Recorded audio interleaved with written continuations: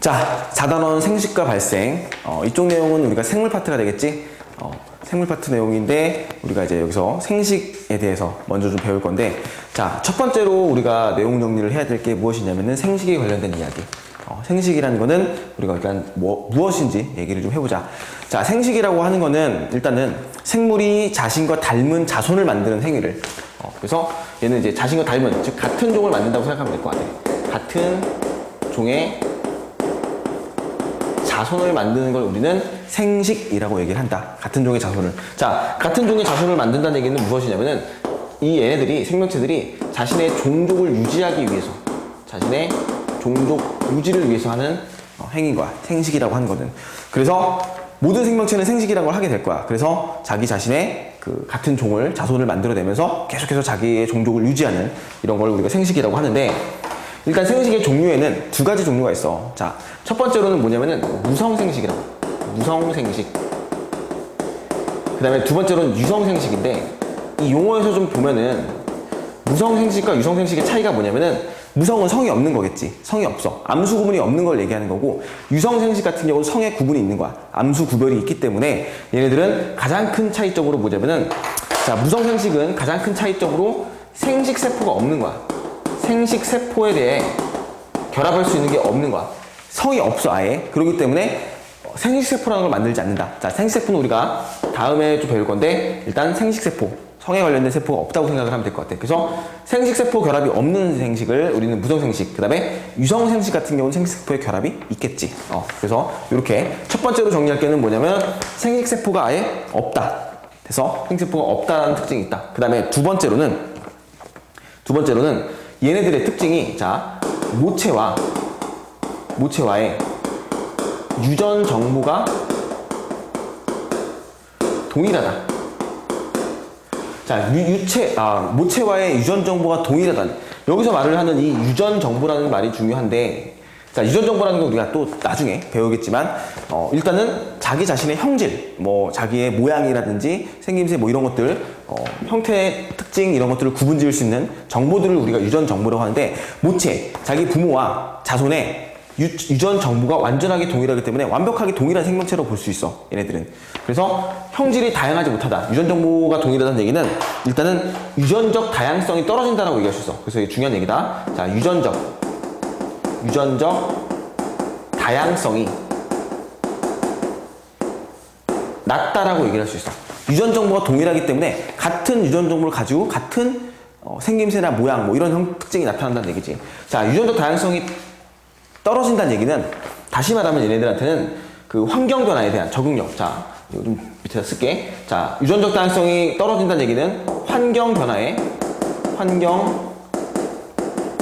대한 적응력이잖아. 적응력이 떨어진다라고 얘기를 할 수 있거든. 자, 이 두 가지 얘기가 굉장히 중요한 이야기가 될 거야. 무성생식의 특징은 모체와의 유전 정보가 동일하기 때문에 유전적 다양성이 떨어지고, 그에 따라서 환경 변화에 대한 대처 능력, 적응력이 떨어진다는 얘기야.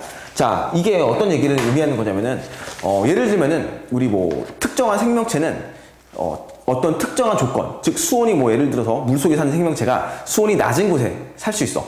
수온이 낮은 곳에 살고 있는 생명체가 있는데, 모체와의 유전 정보가 동일하기 때문에 그 생명체들은 무조건 수온이 낮은 곳에서만 서식이 가능하겠지. 근데 만약에 어떤 이유에 의해서 환경이 변해가지고 수온이 올라간 거야. 물의 그 온도가 높아진 거야. 그러면 그 생명체들은 전부 다 죽어버리겠지. 멸종하겠지. 왜냐면은 유전적 다양성이 떨어진다는 얘기는 결국 그 찬물에 살 수 있는 능력밖에 없다는 얘기인데, 그렇기 때문에 환경이 만약에 변했을 때 그거에 대한 대처 능력, 적응력이 떨어져서 결국 멸종이 된다. 그래서 이제 종족 유지가 불가능하게 되겠지. 이게 무성생식의 특징이야. 그러니까 안 좋은 부분이겠지. 자, 얘네들의 단점이 바로 환경 변화 적응력이 떨어진다. 이 얘기를 기억해 놓고, 그 다음에 장점으로는 뭐가 있냐면은 번식 속도가 빠르다. 얘는 대신에 번식세포, 왜냐면 생식 자체가 굉장히 단순하기 때문에 번식 속도가 빠르다는 특징이 있어. 자, 번식 속도가 빠르다. 이건 장점이 되겠지. 번식 속도가 빠르다. 그래서 얘네들은 보통 어느 생명체들이 하냐면 단세포 같은 좀 하등한 생명체 있지, 하등. 고등한 생명체보다는 하등한 생명체. 가장 대표적으로 단세포 애들이야. 세포가 하나밖에 없는 애들이. 단세포 생명체에서 주로 나타나는 생식 방법이 무성생식이 될 것이다 라는 거. 자, 그럼 이거의 반면에 성이 있는 생식은 유성생식이라고 그랬지? 유성생식이야. 자, 얘는 유성생식. 자, 유성생식 같은 경우는 얘와 반대가 될 거야. 자, 정리를 해봅시다. 생식세포가 있어, 얘네들은. 생식세포와 결합이 있어. 암수 구분이 있기 때문에 생식세포가 있는 거야. 생식세포를 통해서 생식을 하게 되는 거. 자, 그렇기 때문에 모체와의 유전 정보가 당연히 다르겠지. 자, 유전 정보가 다르다. 모체와의 유전 정보가 다르다는 특징이 있어. 그래서 얘네들은 자, 모체와 유전 정보가 동일하지 않다는 거지. 동일하지 않다. 이런 특징이 있다는 거고. 자, 당연한 얘기로 얘네들은 이게 장점이 될 거야. 자, 여기서 단점, 여기서 장점이 될 거야. 자, 뭐냐면은 유전적 다양성이 어때? 높겠지. 유전 정보가 다양하기 때문에, 동일하지 않기 때문에 계속해서 자손이 번성하면서 유전 정보가 다양해지는 거야, 점점점. 그렇기 때문에 얘는 유전적 다양성, 자, 유전적 다양성이 높다라고 할 수 있겠지. 다양성이 높다. 그 다음에 환경 변화에 대한 적응력이 높다라고 될 수 있겠지. 자, 얘네들은 이게 장점이 될 거야. 유성생식은. 자, 그러면 이제 이 반대겠지. 얘네들은 무성생식은 번식 속도가 빨랐어. 근데 얘네들은 번식 속도가 느리겠지. 번식 속도가 느리다. 이게 단점이 되겠지, 얘는. 그리고 주로 고등한 생명체, 다세포 생물, 고등한 생명체에서 나타나는 생식 방법이 바로 유성생식이 될 것이다. 이렇게 종류를 두 가지를 기억해 놓읍시다. 자, 이거는 중요한 내용이니까 이따가 여기서 다시 한번 정리를 좀 하도록 할게. 자, 이래서 일단 첫 번째로는 무성생식과 유성생식에 대해서 정리를 했고, 자, 두 번째로는 무성생식의 이제 방법들, 총 4가지 방법이 나와 있지. 첫 번째로 분열법, 두 번째 출합법, 세 번째 포잡법, 그 다음에 네 번째로 영양상식법. 이렇게 4가지 방법의 무성생식이 나와 있는데, 요 내용들은 암기를 좀 잘 해놔야 돼. 이 분열법에 해당하는 애들이 누가 있는지, 또는 출합법에 해당하는 애들이 누가 있는지를 기억을 해놔야 된다는 얘기야. 자, 그래서 일단은 첫 번째로 분열법인데, 이 분열법은 있잖아, 다른 말로 이분법이라고 해요. 이분법. 자, 얘네들이 왜 이분법이 되냐면은, 봐봐. 하나의 생명체가 있었어. 얘네들이 생식을 할 때 어떻게 하냐면은, 그냥 반으로 갈라지는 거야. 반으로 갈라져. 자, 하나의 생명체가 반으로 갈라지면서 새로운 개체가 돼버리는 거지. 근데 얘네들 있잖아, 유전적으로 모체와 이 자손 간의 유전적 정보가 완벽하게 동일해야 돼. 즉, 얘가 서로 다 같은 거야. 맞지? 그래서 무성생식은 아까 얘기했다시피 유전적 다양성이 떨어진다는 거 기억해 봅시다. 이거를 그래서 우리가 이분법이라고 그래. 반으로 갈라지니까. 이분법 이렇게 얘기를 한다는 거지. 자, 여기에 해당하는 애들이 누가 있냐? 여기에는 이제 거기에 해당하는 생명체들이 뭔지를 볼 건데, 첫 번째로 아메바. 우리 이제 다 이거는 정리해놔야 돼. 학교 선생님마다 이걸 외우라고 할 수도 있고 아니면 외우지 말라고 하는 경우도 있을 텐데, 잘 들어놓고서는 이걸 기억해놔야 된다. 자, 첫 번째 아메바, 두 번째는 집신벌레, 그 다음에 뭐 유글레나, 그 다음에 여기다 쓸게 돌말이든지 세균 같은 애들. 이런 애들이 가장 대표적인 이분법에, 분열법에 해당하는 생명체들이라는 거지. 자, 요거 정리해 봅시다. 자, 두 번째로는 또 하나 기억해놔야겠게, 이 돌말 같은 경우는 책에서 이렇게도 설명될 거야. 돌말 같은 경우는 적조 현상을 일으키는 원인이 된다는 거. 얘네들이 번식 속도가 굉장히 빠르기 때문에 이분법으로 계속 분열하면서 엄청나게 많이 증식할 수 있는 적조 현상. 우리 바닷속에 이제 돌말 같은 애들이 많이 번식해가지고 붉게 변하는 현상, 적조 또는 녹조라 그러지. 이런 것들 참고로 같이 기억을 해놓읍시다. 자, 그리고 이제 두 번째로는 뭐가 있냐면 출합법인데, 이 출합법 같은 경우는 있잖아, 얘랑 구분을 좀 해줄 줄 알아야 돼. 분열법과. 자, 출합법은 하나의 개체가 있는데, 이 개체가 일부가 혹이 살짝 나는 거야. 개체의 일부분이 잘라져서 나가는 거거든. 그래서 자, 원래 개체가 있고 여기서 이 부분, 혹같이 난 부분이 떨어져 나가는 거야. 그래서 봐봐. 자, 여기서 나오는 혹은 요만큼의 크기를 가지고 있고, 자, 원래 있던 모체의 크기는 어때? 좀 크기가 크겠지. 자, 출합법과 분열법은 구분을 할 줄 알아야 되는 게 뭐냐면은, 얘 있지, 얘. 자손. 이 자손의 크기가 어때? 작다는 특징이 있어, 얘는. 그러니까 얘네들은 모체와 자손을 구분할 수 있다는 거야. 이분법은, 분열법은 그걸 구분하지 못하지만, 출합법은 구분할 수 있다는 거야. 모체와 자손이. 모체의 크기가 변화가 거의 없을 텐데 이게 떨어져 나간 부분이 새롭게 성장하기 때문에 처음에 크기가 작겠지. 이런 특징이 있다는 거. 그리고 마찬가지로 추라법에 대한 얘들 기억해놔야 될 게 첫 번째로 효모라는 애들이 그 추라법에 해당하는 거. 그 다음에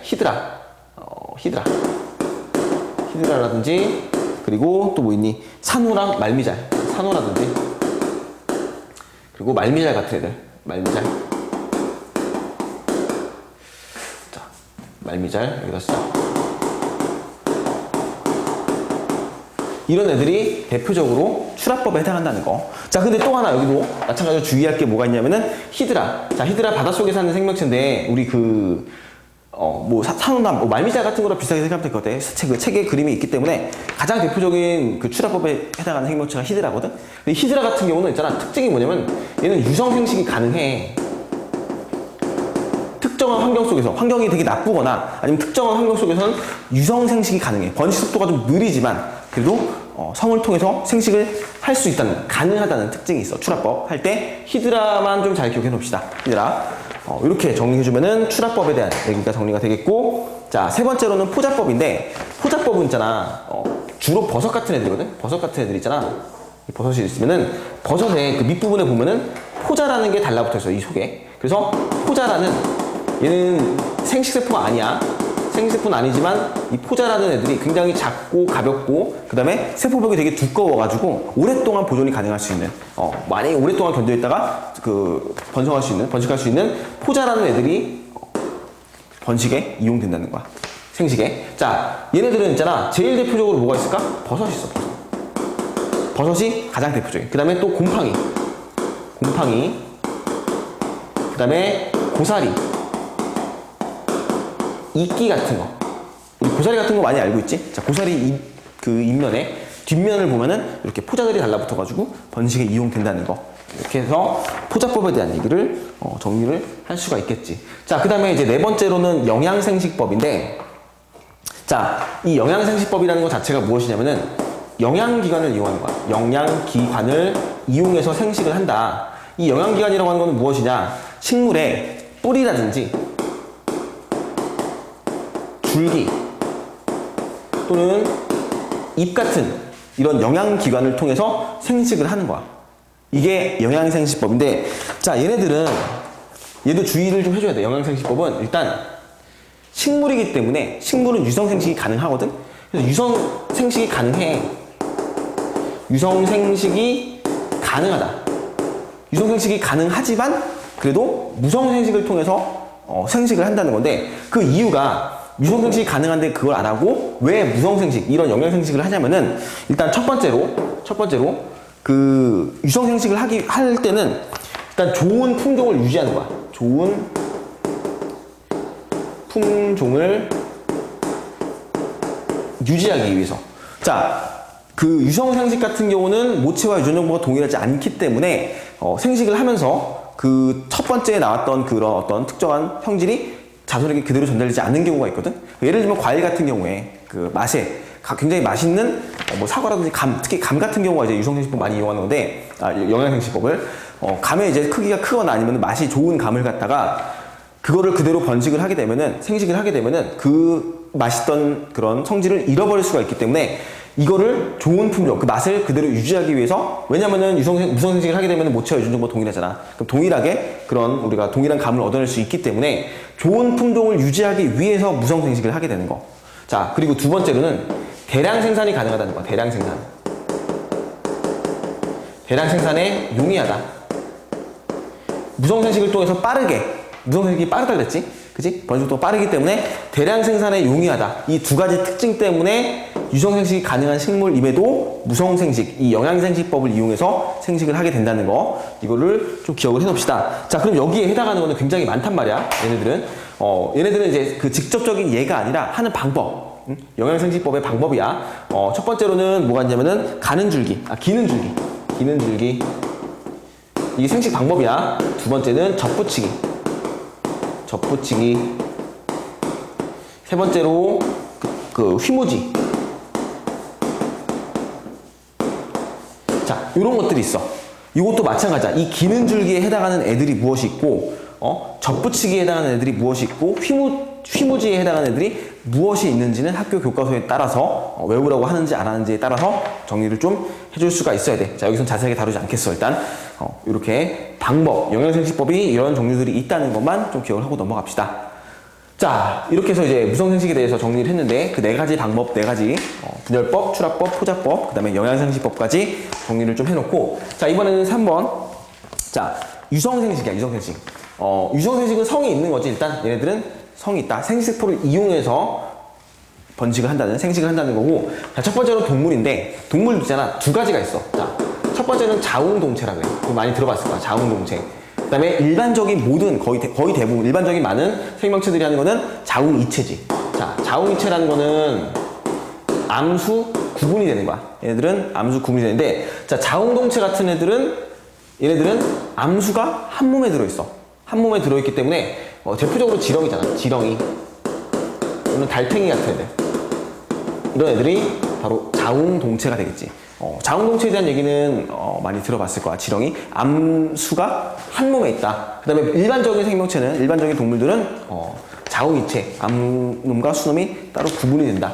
이렇게 좀 정리를 해주면 되겠고, 자, 식물 같은 경우는 얘네들은 양성화랑 양성화, 그 다음에 단성화로 구분이 돼. 양성화와 단성화로 구분이 되는데, 일단 양성화는, 자, 양성화는 하나의 꽃에 암술과 수술이 같이 들어있어. 얘네들은 암술과 수술이 함께 존재한다. 그래서 암술과 수술이 한 꽃 안에 들어있는, 암술과 수술이 함께 들어있는 애들을 우리가 양성화라고 하고, 단성화는 있잖아. 하나의 꽃이 아니겠지. 그러니까 다른 암술과 수술이 구분되는 거야. 그래서 하나의, 얘도 이제 두 가지로 좀 구분할 수 있는데, 하나의 꽃에, 하나의 그 개체, 자, 얘네들이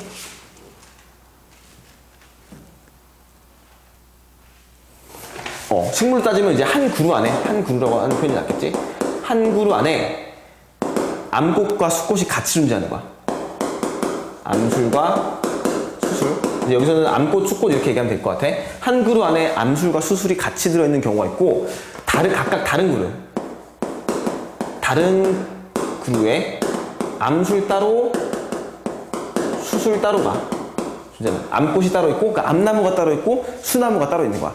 이렇게 구분 짓는 거, 단성화라는 걸 기억해 놓으면 될 것 같아. 자, 다시. 양성화는 하나의 꽃 안에 암술과 수술이 함께 같이 들어있어. 이걸 우리가 양성화라고 하고, 단성화는 각각 다르게 존재할 건데, 그 중에서도 하나의 나무 안에, 하나의 개체 안에 암꽃과 수꽃이, 암술과 수술이 따로따로 존재하냐, 아니면은 아예 나무 자체가 달라서 다른 그루 안에 암꽃, 수꽃이 각각 피는, 그렇게 우리 마치 동물처럼 암놈, 수놈이 구분되듯이 이런 식으로 되는 게 단성화의 종류가 두 종류가 있다는 거. 이렇게만 좀 정리를 해주면 될 것 같아. 식물 같은 경우에는. 자, 이렇게 정리를 해놓고, 그 다음에 이제 마지막으로 우리 무성생식과 유성생식에 대한 비교를 좀 합시다. 자, 다시 한번 정리를 하는 거야. 일단 무성생식은 생식세포가 없다 그랬고, 유성생식은 생식세포가 있다 그랬어. 됐지? 자, 그 다음에 이제 두 번째로 번식률인데, 무성생식 같은 경우는 번식률이 높다. 특징이 번식률이 높다. 번식 속도 빠르다. 번식률이 높다라고 정리하면 되겠지. 높다. 자, 번식률이 높다. 하지만 얘네들은 번식률이 낮다. 번식하기가 좀 어렵다. 이런 특징이 있고. 자, 유전적 다양성은 얘네들이 무성생식은 낮다. 얘는 높다. 유전적 다양성은. 그 다음에 환경 변화에 대한 적응력도 마찬가지로 낮다. 얘는 높다. 이렇게 정리를 해주면 되겠지.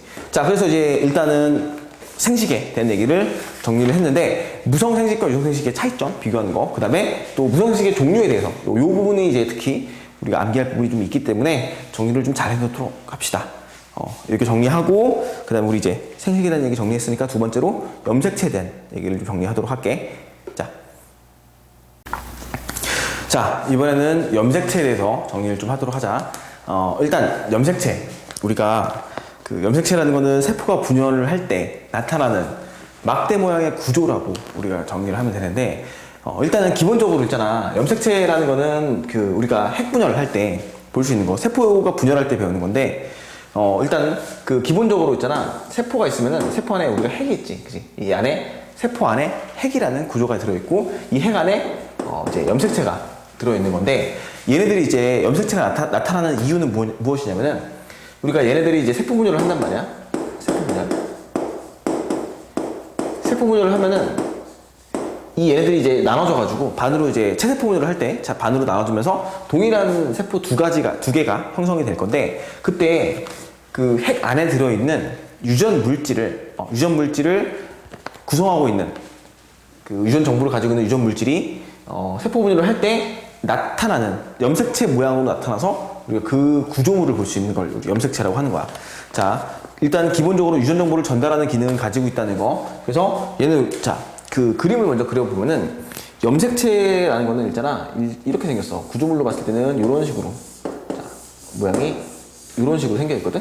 자, 이게 염색체야, 염색체. 자, 지금 내가 그림을 그린 거는 복제가 된 모양의 그림을 그린 거야. 일단은 먼저 하나씩 좀 하자. 일단 구조부터 먼저 볼게. 구조라는 건 일단 얘네들을 우리가 이 안에는 이 염색체라고 부르는데, 얘 그 중에 하나, 요 한 가닥을 우리가 뭐라 그러냐면은 염색 분체라 그래. 자, 염색 분체. 자, 염색체의 한 가닥을 우리는 염색 분체라고 정의를 하는 거야.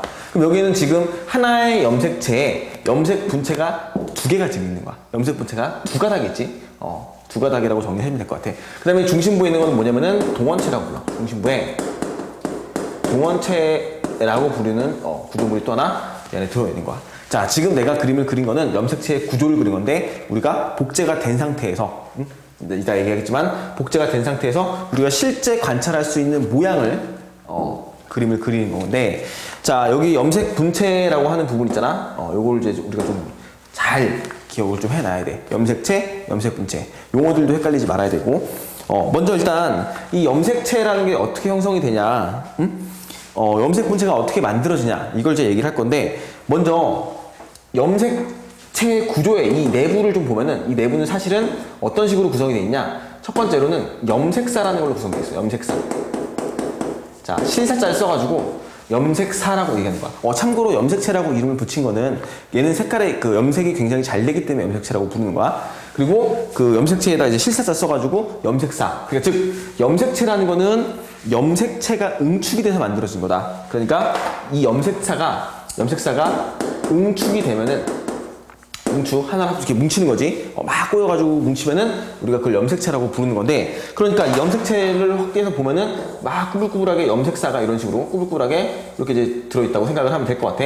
이게 첫 번째 염색사. 자, 그림을 여기다 좀 그리자. 염색사는 어떤 식으로 있냐? 이렇게 실처럼 돼 있는데, 이게 실처럼 꾸불꾸불 이어져 있는 거를 우리가 뭐라고 한다? 염색사라고 한다. 그럼 염색사가 응축이 돼서 만들어진 구조물이 염색체고, 그 염색체의 한 가닥을 염색 분체라고 부르는 거다. 자, 이렇게 정리해놓지. 자, 그 다음에 두 번째로는 이 염색사를 또 확대해 볼게. 두 번째로 염색사. 자, 이 염색사를 확대해서 보면은 우리가 뭐를 볼 수 있냐면은, 이 내부에, 자, DNA라고 하는 유전 물질과 히스톤 단백질이라고 하는 단백질 덩어리로 구성된 걸 볼 수 있거든. 히스톤 단백질. 자, 이 용어는 굉장히 어려운 용어니까 그냥 참고로만 봐봅시다. DNA는 중요하게 정리해놓고, 자, DNA는 우리가 유전 물질이라고 해서 얘는 이제 중요하게 좀 봐야 되는 거고, 히스톤 단백질은 그냥 단백질 덩어리. 자, 어떻게 되냐면 이 염색사를 확대해 보면은 그 단백질 덩어리가 들어있어요. 이렇게 단백질 덩어리가 들어있는데, 그 단백질 덩어리를 DNA가 이렇게 감싸고 있는 구조야. 이렇게. 이게 한 가닥이야. 하나. 그리고 다시 또 좀 떨어져가지고 여기에 또 히스톤 단백질이 덩어리가 져 있고, 그리고 여기 또 이제 그 DNA가 이렇게 감겨 있는, 자, 이 하나가 염색사를 얘기하는 거야.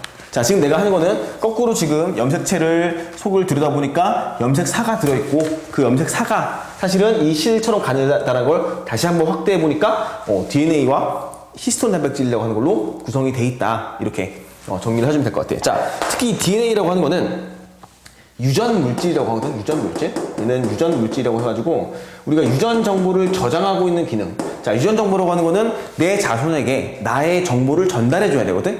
내 정보. 그러니까 내가 이제 어떤 형태를 이루고 있는 내 생명체에 대한 종에 대한 그런 정보를 자손에게 전달시켜 줘야 되는데, 그때 그 자손에게 전달할 정보를 저장하고 있는 물질이 유전 물질, DNA라고 부르는 거야. DNA는 우리 들어봤을 거야. 자, 그래서 이제 DNA가 이렇게 이 히스톤 단백질을 감싸고 있는 구조가 염색사다. 그러면은 다시 한번 이 DNA를 확대해 보면 세 번째 DNA를 다시 한번 확대해 보면은 우리 DNA 구조는 많이 봐서 알 거야 아마. 자, 이중나선 구조로 돼 있다고 하거든. 자, DNA는 어떤 식으로 구성이 되어 있냐? 이 한 가닥을, 이 노란색 선 한 가닥을 또 확대해 보면은 다시 이런 식으로 해서 우리가 이중나선 구조로 이런 식으로 이제 모습을 본 적이 있을 거야. 그래서 요 이제 생긴 모양은 이렇게 이런 식으로 이런 구조를 가지고 있는 게 우리 DNA다. DNA는 우리 이 DNA 안쪽으로 염기라고 하는 물질을 이제 감싸고 있는 구조가 되고 두 가닥으로 이중나선 구조라고 해서 얘는 이제 참고로 이중나선 구조다. 자, 이게 결국 본질이야. 우리가 이제 그 DNA라고 하는 물질은 유전적인 정보를 저장하고 담고 있는 어떤 되게 중요한 물질이 되는 건데 그 물질의 구조가 이런 식으로 생겨 있다라고 보면 될 것 같아. 그래서 DNA가 히스톤 단백질을 감고 있어. 그게 염색사야. 그럼 염색사가 응축됐어. 염색체가 되는 거지. 이런 식으로 구조를 정리를 좀 해주면 될 것 같아. 자, 그 다음에 이 염색분체에 대해서 얘기를 좀 할 건데 염색분체. 자, 이 염색분체라는 건 사실은 지금 내가 이거는 뭘 얘기한 거냐면 얘가 복제가 된 상태거든. 얘는 지금 내가 복제가 된 그림을 그린 건데 이제부터 이 그림을 가지고 우리가 세포 분열할 때 어떤 식으로 진행하는지를 볼 거야. 근데 먼저 복제가 되기 전에는 어떤 식이냐면 염색 분체가 한 가닥이야. 원래는 이렇게 해서 한 가닥의 염색 분체를 가지고 있던 애들이 자 복제를 하면서 이게 두 가닥이 이렇게 돼버린단 말이야. 이렇게 두 가닥이. 자, 됐어. 염색 분체 한 가닥이 있었는데 걔네들이 복제를 하면서 두 가닥이 됐어. 자, 봐봐. 그러면 이거를 좀 다시 한번 좀 그림을 그리자.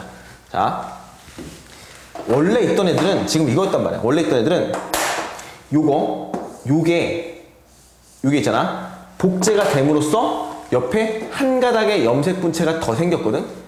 그러면은 자, 이 노란색과 파란색 지금 색깔 구분을 해줘야 돼. 노란색의 원래 거였는데 그게 복제가 되면서, 복제라는 건 하나가 더 복사가 된다는 얘기지. 하나가 더 복제가 되면서 이렇게 한 가닥이 더 생겼어. 염색 분체가 하나에서 두 개로 증가했단 말이야. 그러면은 얘네들은 있잖아. 첫 번째 노란색에 있는 부분, 요 노란색 부분과 요 파란색 부분은 완전히 유전적으로 동일한 물질이 되겠지. 왜냐면 노란색을 그대로 복제한 게 파란색이니까. 그래서 이렇게 하나의 염색체를 구성하게 되는데 그때 염색 분체, 원래 있던 염색 분체에서 복제가 돼서 한 가닥이 더 생겼다. 염색 분체 수가 두 개로 증가했다는 말을 쓰겠고, 그리고 이 두 염색 분체에, 자, 중요한 말이다. 이 두 염색 분체에, 이 두 염색 분체의 유전 정보는, 즉 저장하고 있는 정보, 유전 정보는 완전히 동일하다. 자, 이걸 굉장히 중요하게 봐줘야 될 것 같아. 자, 하나의 염색 분체가 복제가 돼서 두 개의 염색 분체로 나눠졌을 때, 두 개의 염색 분체로 구성이 됐을 때, 이때 이 양쪽에 있는 두 염색 분체의 유전 정보는 동일하다. 왜냐면 하나가 원래 있던 게 복제가 됐기 때문에 동일한 유전 정보를 가진다라는 거를 정리를 좀 잘 해놔야 될 것 같아.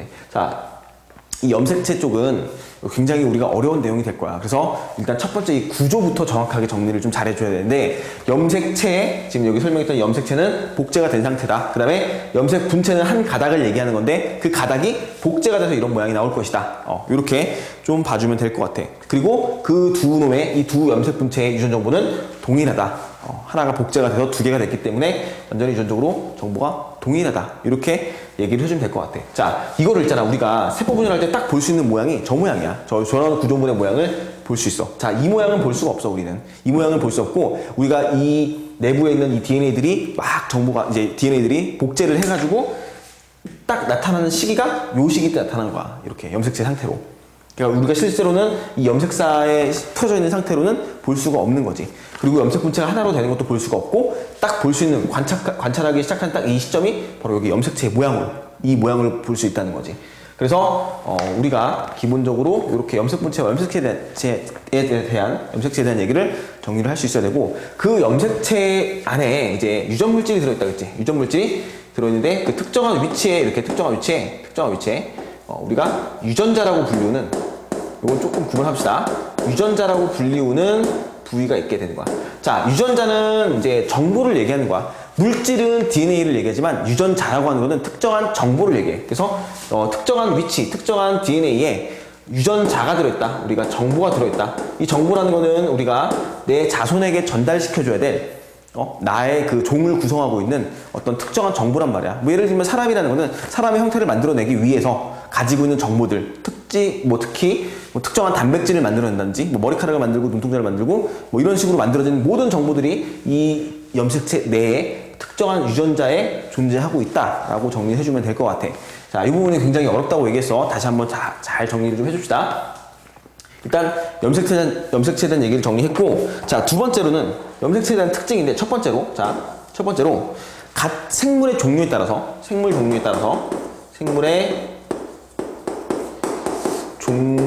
따라서 염색체의 수와 종류에 따라 모양이, 염색체의 수나 또는 모양이 각각 다르다. 생물의 종에 따라서 염색체의 수와 모양은 각각 다르다. 이런 특징이 있다는 거. 자, 두 번째, 같은 종이면은 염색체와 수와 모양이 같다. 자, 같은 종이면 염색체의 수와 이 모양이라고 하는 게 서로 같다. 이렇게 정리를 해주면 될 것 같아. 자, 특징이 중요한 게 있잖아. 수와 모양이 같아야 되거든. 만약에 수가 같다고 해서 염색체의 수가 같다라고 해서 이거는 같은 종이다, 이렇게 얘기하면 틀린 말이야. 염색체의 수는 같을 수가 있어. 염색체의 수는 같을지 몰라도 모양이 다 다르단 말이야. 이해하니? 자, 염색체의 수와 모양이 같아야지 같은 종의 생명체라고 얘기할 수 있는 거고, 염색체의 수가 같을 수는 있어. 근데 모양이 다 다르기 때문에, 생긴 모양이 다르기 때문에 같은 종이라고 부를 수는 없다는 거. 자, 그래서 예를 들면은 뭐가 있을까? 따로 얘가 나와 있는 게 없네. 일단은 모양이 같아야지 같은 생명체. 그 다음에 또 하나, 염색체 수가 많다 그래서 고등 생명체다, 이것도 아니라는 거지. 수가 많다 그래서 염색 수가 무조건 많다 그래가지고 고등한 생명체는 아니다, 이렇게 정리를 해주면 될 것 같아. 자, 그래서 염색체에 대한 구조와 특징 정리를 할 수 있겠고, 자, 세 번째로는 상동 염색체라는 게 있어. 자, 상동 염색체. 자, 상동 염색체는 일단 정의가 뭐냐? 크기와 모양이 같은 한 쌍의 염색체를 우리는 상동 염색체라고 하는 거야. 크기와 모양이 같아야 돼. 자, 예를 들면은 우리 하나의 세포 안에 지금 염색 분체를 이렇게 볼 수는 없지만 내가 그림을 일단 그릴게. 복제되기 전이라고 생각을 하면 될 것 같아. 자, 하나의 세포 안에는 이렇게 우리가 염색체가 쌍을 존재하고 있어. 쌍으로. 하나는 흰색으로 하면은 다른 하나는 노란색으로 표시하자. 자, 이 두 놈을 우리가 상동 염색체라고 부르는 거야. 일단 크기 같고 모양 같지. 크기와 모양이 같은 염색체를 이 두 놈을 우리는 상동 염색체라고 부른다. 상동 염색체라고 부르는데, 자, 우리가 이제 세포 안에서 볼 수 있는 염색체들은 보통 쌍으로 이루고 있어. 한 쌍을 이루고 있단 말이야. 그래서 자, 한쪽에는 누가 주는 거냐면 아빠 쪽에서 주는 거고, 나의 아버지로부터 받은 거고, 한쪽은 나의 어머니로부터 받은 염색체를 우리는 두 개를 가지고 있다고, 한 쌍으로. 이거를 우리가 상동이라고 부르는 거야. 상동 염색체. 그래서 염색체 안에는, 세포의 핵 안에는 이 염색사들이 쌍을 이루고 있는데 그 크기 모양이 같은 거를 상동 염색체라고 정의를 하는 거고, 자, 얘네들이 이런 식으로 복제가 됐어. 그러면은 봐봐, 얘가 복제가 됐을 때는 이렇게 된 놈이 하나 더 생긴다 그랬지? 한 가닥. 염색 분체가 두 가닥으로 변하는 거야. 자, 원래 한 가닥이었던 놈이 두 가닥으로 복제가 되면서 똑같은 양이 늘어나는 거지. 그렇게 해서 복제가 되면 요것도 봐봐, 엄마 것도 복제가 돼야 되니까 이런 식으로 복제가 될 거야. 이렇게. 그럼 얘네들도 크기와 모양이 서로 같단 말이야. 그러니까 얘네들도 뭐라고 부른다? 상동 염색체라고 부른다. 얘네들도 이 두 놈도 상동 염색체라고 부른다. 자, 얘도 상동 염색체, 얘도 상동 염색체. 이렇게 정리해줘야겠지? 자, 얘네들이 복제가 돼서 만들어진 게 염색 분체가 두 가닥이 된 거. 얘네들도 상동 염색체. 크기와 모양이 같다. 같기 때문에 이렇게 정리를 해주면 되겠지. 자, 이것도 마찬가지로 아빠 거 엄마 거 이렇게 생각하면 될 것 같아. 자, 우리 그래서 핵 안에 들어있는 세포들은 염색체가 아빠 거로부터 받은 거 하나, 엄마로부터 받은 거 하나 해서 총 2개의 염색체가 한 쌍을 이루고 있고, 그게 상동 염색체라고 얘기하는 거야. 그래서 어떤 개념인지 좀 이해를 좀 해줘야 된다. 일단 다시 한번 얘기할게. 하나의 핵 안에는 우리가 염색체가 이렇게 쌍으로 아빠 거에서부터 받은 거 하나, 엄마 거에서부터 받은 거 하나 이렇게 해서 쌍으로 이루고 있다. 그 다음에 이게 하나만 있는 게 아니라 되게 여러 개 있단 말이야. 그래서 좀 크게 작은 놈들도 있고, 그것도 마찬가지로 하나는 아빠 거부터, 하나는 엄마 거로부터 받은 거. 이런 식으로 우리가 여러 개의 염색체들이 하나의 핵 안에 들어있다고. 모든 세포들에게. 세포는 모든 세포마다 이 염색체를, 이 유전 정보를 다 가지고 있어. 그렇기 때문에 이렇게 그 염색체 수, 모양 같은 거를 상동이라고 부른다라는 걸 정의해놓고, 자, 네 번째로 대립 유전자야. 대립 유전자. 자, 유전자란 말이 나왔어. 아까 얘기했다시피 유전자는 정보라 그랬지. 유전자는 정보를 결정해주는 거. 자, 다시. 유전자라고 하는 거는 어떤 특정한 형질을 결정하는 유전 정보라고 해서, 얘는, 자, 이 유전자라는 말만 잘 보면 형질을, 좀 어려운 말이지. 형질을 결정하는 유전 정보를 우리는 유전자라고 부르는 거야. 유전자. 정보야, 정보. 자, 형질이라는 건 뭐냐면 형태와 성질이라고 생각하면 될 것 같아. 생물의 생긴 모양, 그 다음에 성질, 특징, 이런 것들을 나타내는 정보를 우리는 유전자라고 하는데, 그게 대립 유전자라는 말을 쓰게 되면은, 자, 어떤 식으로 보냐. 자, 우리 몸 안의 세포에는 아빠 거로부터 또는 엄마 거로부터 받은 염색체가 같이 쌍을 이루고 있어. 하나는 아빠 거로부터 받은 거, 우리 이걸 부계, 아빠로부터 온 거, 그 다음에 엄마 거로부터 받은 거 모계라고 하지. 이렇게 해서 엄마로부터 받은 염색체가 한 쌍을 이루면서 구성이 돼 있다. 이런 특징들이 있는데, 자, 먼저 봐봐. 여기다 쓸게. 자, 얘는 아빠 거로부터, 얘는 엄마 거로부터 받은 각각의 염색체가 내 몸 안에서 하나를 구성하고 있는 거야. 한 쌍을 구성하고 있는 거야. 얘들은 상동이 되겠지, 상동. 자, 근데 봐봐. 자, 조금 우리가 이거는 좀 주의 깊게 좀 생각을 합시다. 자, 먼저 이 염색체 안에, 염색 분체 안에 특정한 위치에 특정한 유전자가 들어있어.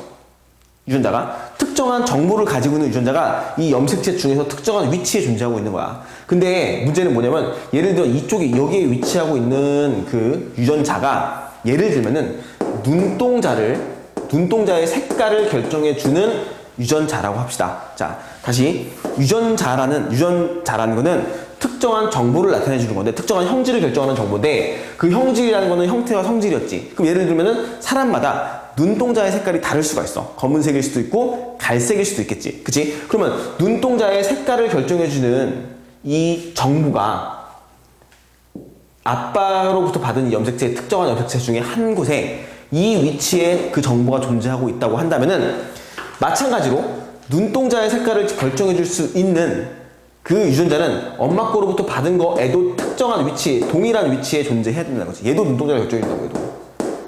눈동자의 색깔을 결정해 주는 정보가, 유전자가 같은 위치에 존재하게 된다는 거. 우리가 이거를 대립 유전자라고 부르는 거야. 자, 이게 좀 어려울 거야. 좀 잘 들어야겠지? 자, 다시. 아빠로부터 받고 엄마로부터 받아서 나는 특정한 형질을, 특정한 정보를 아빠와 엄마로부터 각각 받게 돼. 각각 받게 되는데, 그게 만약에 눈동자의 색깔을 결정해주는 요소라면은, 정보라면은, 그거는 이 상동 염색체 상에서 특정한 같은 위치에 존재한다고 얘기를 할 수 있다고. 되니? 자, 만약에 예를 들어서 눈동자의 색깔이 검은색이다. 그럼 이걸 라지 A라고 내가 써줄게, 일단. 근데 만약에 갈색이다. 그럼 얘를 스몰 a라고 써줄게. 이렇게 쓸 수 있다고. 이렇게 표현하는 거는 우리 2학기 때 배우거나 아니면 고등학교 때 올라가서 자세하게 배울 거야. 근데 일단, 자, 눈동자가 검은색이 될 수도 있고, 갈색이 될 수도 있고, 녹색이 될 수도 있고, 되게 여러 가지 그 색깔들이 있을 거 아니야? 그럼 그 눈동자의 색깔을 결정해주는 정보가 상동 염색체 안에 같은 위치에 존재하게 된다는 거. 이렇게 정리해주면 될 것 같아. 또, 자, 예를 들어 또 다른 거는, 만약에 머리카락을 결정해주는 요소.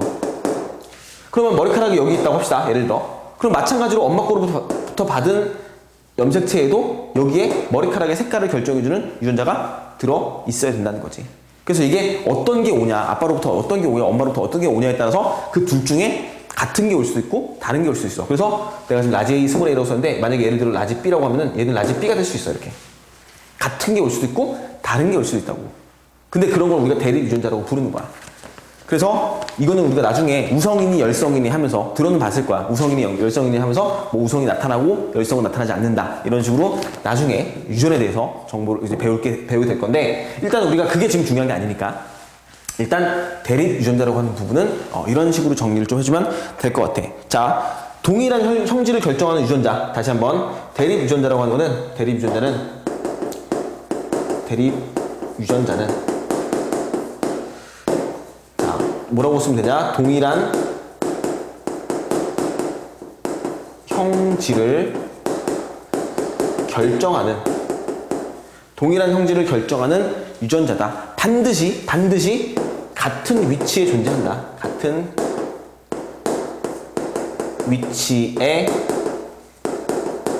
존재하게 된다. 이렇게 정리해주면 될 것 같아요. 자, 이거 조금 어려운 부분이니까 한번 정리를 좀 잘 해놓도록 합시다.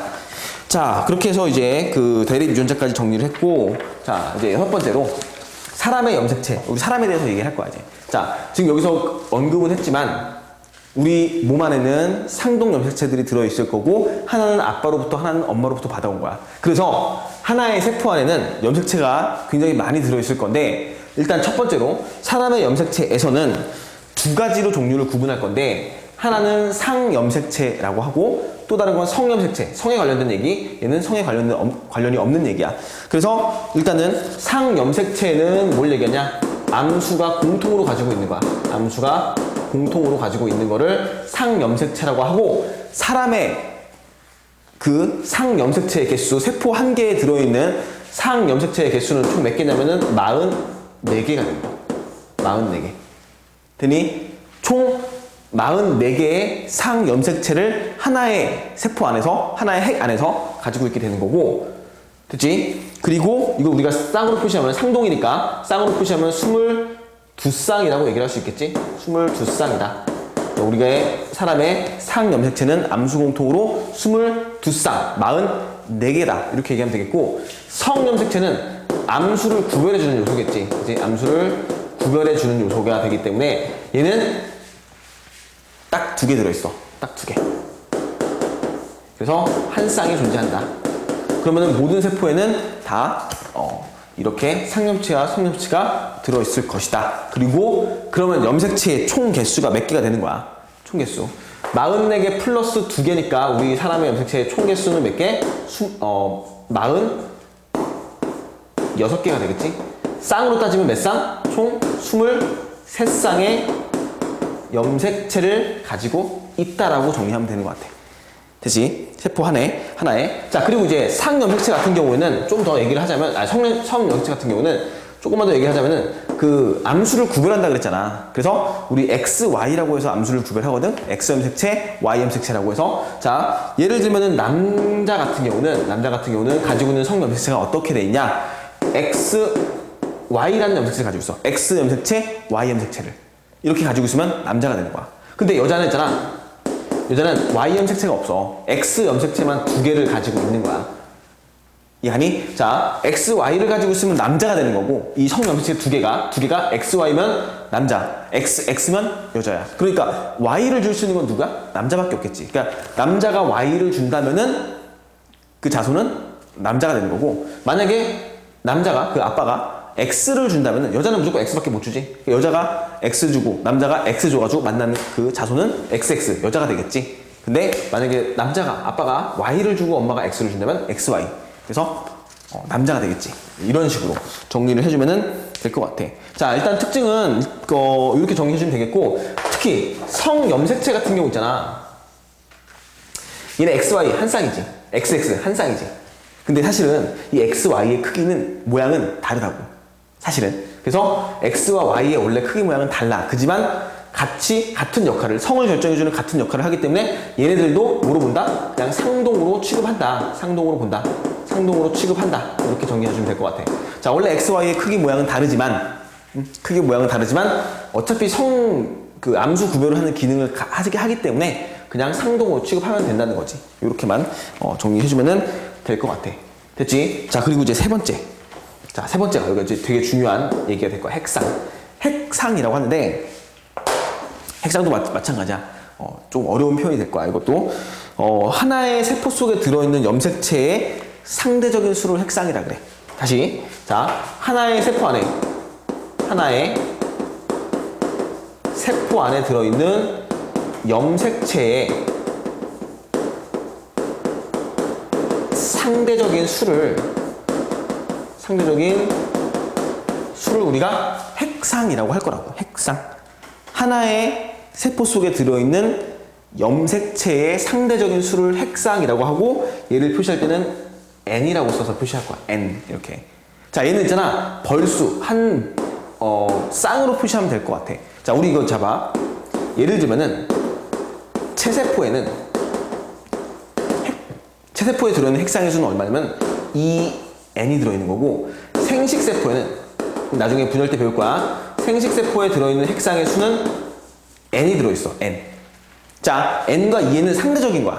자, 상대적인 게 무슨 뜻이냐면은, 우리 사람 같은 경우에는 상동 염색체로 구성이 돼 있다 그랬지. 그래서 사람 같은 경우는 핵상을 어떻게 쓰냐? 사람은 체세포 안에 들어있는 핵상의 수가 2n이라 그랬지. 그리고 체세포가 몇 개 들어있다 그랬니? 46개가 들어있다 그랬지. 이렇게 쓰면 되는 거야. 이게 사람의 핵상이 되는 거야. 핵상. 2n은 46. 또는 얘를 갖다 이렇게도 쓸 수 있어. 상염색체 44개에다가 플러스 xy라고 쓰던지, 아니면 44개에다가 플러스 xy라고도 xx라고도 쓸 수 있는데, 이거는 남자와 여자를 나타내는, 구별하기 위해서 쓰는 방법이 되겠지. 2에는 44 플러스 xy, 2에는 44 플러스 xx 이렇게 표현할 수 있다는 거지. 자, 이게 굉장히 중요한 얘기가 될 거야. 봐봐. 여기서 말을 하는 이 n이라는 거는 핵상의 수를 얘기해 주는 거고, 요 46이라는 거는 뭘 얘기해 준다? 염색체의 수를 얘기해 주는 거거든. 염색체의 수를. 근데 자, 이 n이라고 하는 거는 어떤 거냐면, 내가 예를 들어 신발을 예를 들어 줄게. 우리 신발은 우리 한 짝이라고 얘기하지. 보통 두 개가 모여야지 신발이 하나의 기능을 구성하고 있는 거 아니야. 하나의 그 역할을 할 수 있는 거 아니야. 마찬가지로 핵상수라는 거 있잖아. 짝수를 얘기해. 벌수를 얘기해. 벌수. 그래서 2n이라는 거는 크기와 모양이 같은 놈이 한 쌍이 있다는 뜻이야. n이라는 거는 크기와 모양이 같은 놈이 없다는 얘기야. 이해가? 자, 사람은 있잖아. 사람은 이렇게 그리면 될 거야. 저기도 그림을 그렸는데, 사람의 염색체는 몇 개가 들어있다 그랬냐면 총 46개가 들어있다 그랬지. 근데 봐라. 우리가 첫 번째로 이렇게 엄마 거 하나, 그 다음에 아빠 거 하나 이렇게 있었어. 복제가 되기 전에 아빠 거 하나, 엄마 거 하나인데, 이게 제일 큰 놈이야. 그래서 얘를 1번 염색체라고 부르는 거고, 상동 염색체 한 쌍. 그 다음에 이거보다 크기가 좀 더 작은, 이렇게 해서 크기가 좀 더 작은 아빠 거 하나, 엄마 거 하나가 있어. 그럼 얘를 뭐라고 부르냐면, 얘는 2번이라고 부르는 거야. 2번 염색체라고 부르고 해서 쭉쭉 여러 개 들어있겠지? 총 몇 개 들어있는 거야?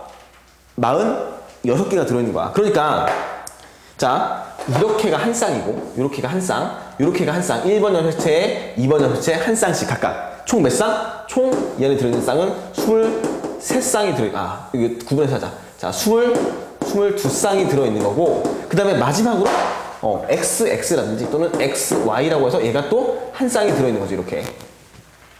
맞아? 그럼 이제 이때 사람의 핵상수, 사람의 짝수는 몇 개? 2개씩 짝을 이루고 있지. 2개씩 짝을 이루고 있기 때문에 핵상수는 2n이 되는 거야. 2n. 자, 그래서 요걸 이제 표시하는 방법을 예를 들어 설명해 줄게. 이거 굉장히 중요한 얘기야. 자, 먼저 첫 번째. 자, 이렇게 해서 아까 좀 그림을 그렸던 건데, 이런 것들.